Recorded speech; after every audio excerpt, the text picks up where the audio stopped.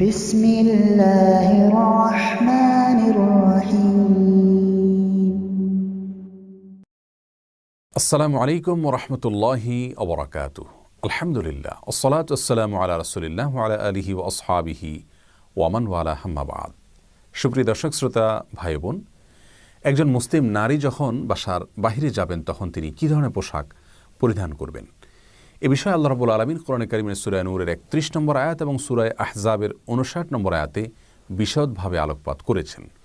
আর সে বিশদ আলোচনার সার সংক্ষিপ্ত হলো, একজন নারী পৃথিবীর যে কোনো অঞ্চলে, যে কোনো ভূখণ্ডে, যে কোনো দেশে বসবাস করেন, সেখানকার মেয়েরা সচরাচর যে ধরনের পোশাক পরিধান করে থাকেন সে ধরনের পোশাক পরে তিনি বাহিরে বের হতে পারবেন এবং এক্ষেত্রে সম্পূর্ণ স্বাধীনতা তাকে দেওয়া হয়েছে। তিনি চাইলে সালোয়ার কামিজ, তিনি চাইলে ম্যাক্সি অথবা শাড়ি অথবা যে কোনো পোশাক পরে তিনি বাহিরে যেতে পারবেন। শুধুমাত্র যে বিষয়টি তাকে অবশ্যই খেয়াল করতে হবে তা হলো, আল্লাহ রাব্বুল আলামিন তাকে যে সৌন্দর্য দিয়েছেন এবং তাকে যে লাবণ্য দিয়েছেন সেটি কোনোভাবে প্রদর্শিত হয় এরকম পোশাক তিনি পরিধান করবেন না এবং অন্যের দৃষ্টি তার দিকে আকৃষ্ট করে এরকম কোনো পোশাক তিনি পরিধান করে বাহিরে বের হবেন না। পুরো বিষয়টিকে যদি আমরা ব্যাখ্যা করতে যাই তাহলে 8টি পয়েন্ট আকারে বলা যেতে পারে। তার প্রথম পয়েন্ট হলো, একজন নারী বাহিরে বের হওয়ার সময় তার মাথা থেকে পা পর্যন্ত আপাদমস্তক ঢেকে আবৃত করে তিনি বের হবেন। রাসূল করিম সাল্লাল্লাহু আলাইহি সাল্লাম বলেছেন, আল-মারআতু আওরাহ, মেয়েদেরকে আল্লাহ রাব্বুল আলামিন সৃষ্টি করেছেন কোমল এবং সুন্দর করে, লাবণ্যময়ী করে এবং আকর্ষণীয় করে, যার কারণে তিনি যখন বাহিরে বের হবেন যতটুকু সম্ভব আবৃত করে ঢেকে ঢুকে বের হবেন। এমনকি চেহারা এটিও তার পর্দার অন্তর্ভুক্ত। বিশেষ করে ফিতনার আশঙ্কা যদি থাকে তাহলে সারা পৃথিবীর সমস্ত ওলামায়ে কেরাম এ বিষয়ে একমত যে এরকম পরিস্থিতিতে অবশ্যই তার মুখমণ্ডল ঢেকে তারপরে বের হওয়া উচিত। আল্লাহ রাব্বুল আলামিন কোরআনে কারিমে মুসলিম নারীদেরকে নির্দেশ করেছেন, ইউদিনিনা আলাইহিন্না মিন জালাবিবিহিন্না, তারা যেন তাদের মাথার উপরের কাপড় ওড়নাকে যেন তারা টেনে দেন এবং তাদের সৌন্দর্যকে ঢেকে আবৃত করে যেন তারা বের হন। আজকের ফিতনার যে যুগ আমরা প্রত্যক্ষ করছি সেটা বলাই বাহুল্য।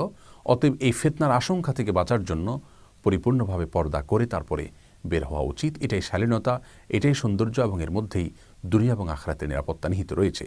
দ্বিতীয় যে বিষয়টি খেয়াল করতে হবে পর্দার জন্য তা হলো, যে পোশাক পরে তিনি নিজেকে আবৃত করে বের হবেন সে পোশাকটা যেন মৌলিকভাবে আবার এমন না হয় যে সেটি অনেক বেশি আকর্ষণীয়। যেমন আজকাল অনেক বোরকা আমরা দেখতে পাই যে বোরকা এত বেশি চাকচক্যপূর্ণ এবং এত বেশি জাঁকজমকপূর্ণ, এত বেশি কারুকার্য সেখানে, এত বেশি রংচং সেখানে, যে সেই বোরকাই বরং অন্যের দৃষ্টিকে অনেক বেশি আকৃষ্ট করে।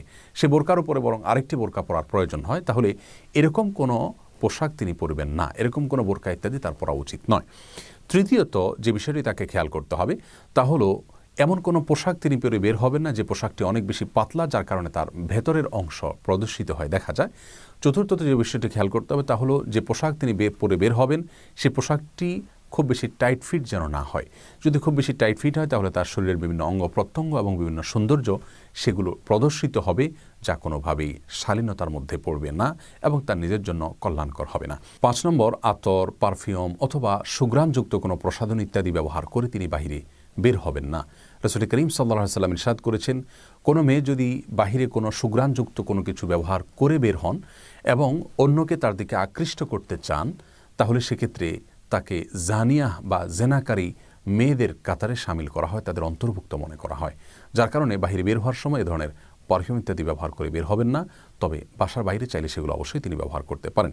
6 নম্বর হলো, পুরুষদের সঙ্গে সাদৃশ্য হয় এমন কোনো পোশাক আশাক পরিধান করবেন না, সেটা বাসায়ও না বাসার বাহিরেও না। রাসূল করিম সাল্লাল্লাহু আলাইহি ওয়াসাল্লাম ইরশাদ করেছেন, লাইসা মিন্না মান তাশাব্বাহা মিনান নিসাই বির-রিজাল, যে সমস্ত মেয়েরা পুরুষদের সঙ্গে সাদৃশ্যপূর্ণ পোশাক পরিধান করেন তারা আমার উম্মতের অন্তর্ভুক্ত নয়। একই নিষেধাজ্ঞা তিনি পুরুষদের ক্ষেত্রেও জারি করেছেন, অর্থাৎ পুরুষরা যেন মেয়েদের বেশভূষা এবং পোশাক আশাকে সাদৃশ্য গ্রহণ না করে। 7 নম্বর হলো, কোনো কাফের, অমুসলিম, কোনো ফাসেক, পাপিষ্ঠা বা গুনাহে লিপ্ত মেয়েদের সাথে সাদৃশ্য গ্রহণ করার চেষ্টা যেন না করা হয় পোশাক আশাকে। যেমন আজকাল তথাকথিত নায়িকা বা মডেল, এদের পোশাক আশাককে অনেক মা বোনরা অনুসরণ করে থাকেন, তাদের স্টাইল এগুলোকে অনেকে ফলো করে থাকেন। তাদের সাথে যেন সাদৃশ্য গ্রহণ করা না হয়, সেটি বাসায় এবং বাসার বাইরে সব ক্ষেত্রেই প্রযোজ্য, সে বিষয়টি খেয়াল করতে হবে।